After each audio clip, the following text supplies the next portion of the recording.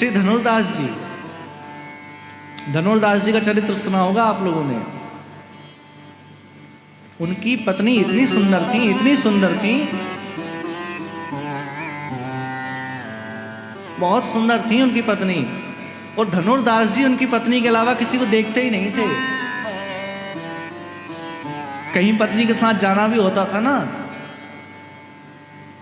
कहीं जाना होता था तो छाता लेकर, छत्र लेकर चलते थे कि कहीं सूर्य की किरणों से इनका रूप ओझल ना हो जाए।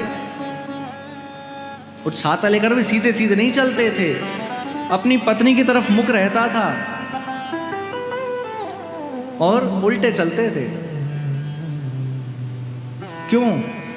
क्योंकि कुछ क्षण के लिए भी मेरी आंखों के सामने से इसका रूप ना जाए, इसलिए उल्टे देखते हुए चलते थे उनको। अब इनके गुरुजी ने एक दिन देखा, उनसे कहा कि देखो, हमने माना कि ठीक है तुम पत्नी में आसक्त हो, ठीक है, पर ऐसा तो नहीं है कि इनसे ज्यादा सुंदर कोई है ही नहीं है। अरे इनसे भी तो सुंदर हैं। उन्होंने कहा धनुर्दास जी के नहीं, देखो मेरी पत्नी से ज्यादा सुंदर कोई नहीं है।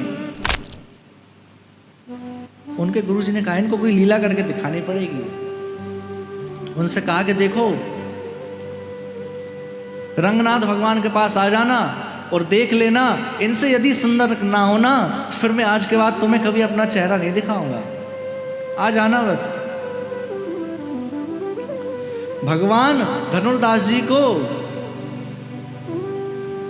बहुत ज्यादा पसंद करते थे, उनसे बहुत प्रसन्न रहते थे। तो रामानुज भगवान ने जाकर कहा उनके गुरुजी ने कि प्रभु इस बार आप धनुर्दास को अपना ऐसा रूप दिखाना कि अपनी पत्नी को भी भूल जाए, ऐसा रूप दिखा देना। अब रूप दिखाने की बात आई तो रंगनाथ भगवान ने अपना श्रृंगार कर लिया और इतने ज्यादा सुंदर बन गए, भगवान को श्रृंगार करने की आवश्यकता नहीं है। लेकिन जब भक्त आता है ना तो भगवान को भी प्रतीक्षा रहती है, भगवान को इंतजार रहता है कि मेरा भक्त आ रहा होगा। भगवान अपने भक्तों के लिए तैयार होते हैं। हम सब भक्त भगवान के लिए तैयार होते हैं कि चलो पूजा में जाएंगे, कथा में जाएंगे, तो भगवान के लिए तैयार होते हैं। लेकिन भगवान अपने भक्तों के लिए तैयार होते हैं। भगवान विचार कर रहे हैं धनुर्दास आ रहा होगा, मुझे रूप दिखाना है।